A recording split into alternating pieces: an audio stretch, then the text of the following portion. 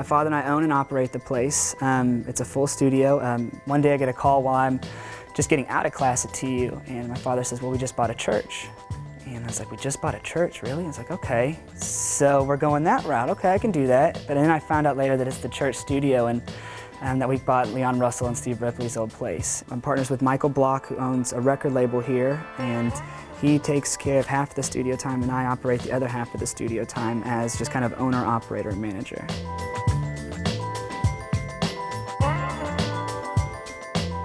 I was here many years ago. I actually graduated from high school in Hominy, Oklahoma. Moved there from New York City. It was a pretty amazing time in my high school career. Spent a little time at Oklahoma State, and then went back, lived in Philadelphia and New York. Closed my studio on Madison Avenue at 30th Street, and brought it to Tulsa, Oklahoma when I found that this amazing facility was available and had been vacant. It's all about feel, and that's, we've talked about the vibe of this place. It's unbelievable. It's the first thing I noticed about it, was as soon as I walked across the doors, it almost was indescribable. It was like this heavy wave of just emotion that filled me, that made me feel so positive. There's there's a lot of people that have recorded here. Some of it's speculation, but some of it I know to be true. Leon Russell, obviously. And actually Tom Petty, within writing my paper, I learned that the Nelsons, which is the buffeteer right there, used to be the ranch house. And that's actually the place that Tom Petty, I believe, signed his first contract here with, when he came and met with Denny Cordell and those guys with Leon. But I know Clapton has, I know J.J. Cale has, I know the Gap Band, obviously, Phoebe Snow, Freddie King. George Harrison, all of these amazing people, B.B. and Freddie King, Gap Band. So, you know, bring me one of those, would I be, yeah, I'd be very happy. But that's the history, and what we need now is the future. So what I really want is a hit record. I want a hit record, and I want it pretty soon, because I think it'll make that history even more important.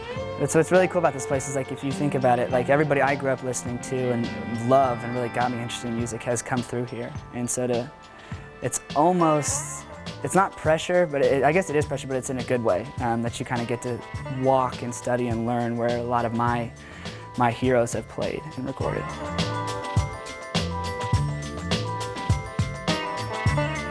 Well, the equipment came from Philadelphia. Michael Block, who is my really kind of partner in crime in this. This is all his equipment. He came in and fully equipped it and keeps it going, and he brought just an eclectic mix of equipment. There's actually a Telefunken 47 that Aretha Franklin sang Respect into. The drum kit here is Rick James drum sets. The drum kit that I got when I bought Rick James' place years ago, we've used it on so many records at this point that it's almost comic. So it's a pretty good one. This piano behind me has been used a lot. It's an old B model Steinway, and we've drug it from room to room over the years and abused it horribly, but it's a 1928 Steinway B in an art cabinet. It has its sound. It's a little cranky, but it has its sound.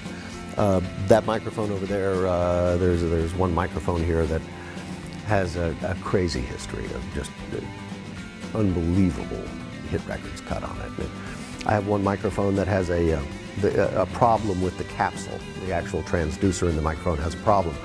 And so everybody that uses it, they don't want me to fix it, because if they have to fix parts of the record, they don't want the microphone to sound different if they rent it from me again. So, I mean, I have broken equipment that I can't even fix because people want it.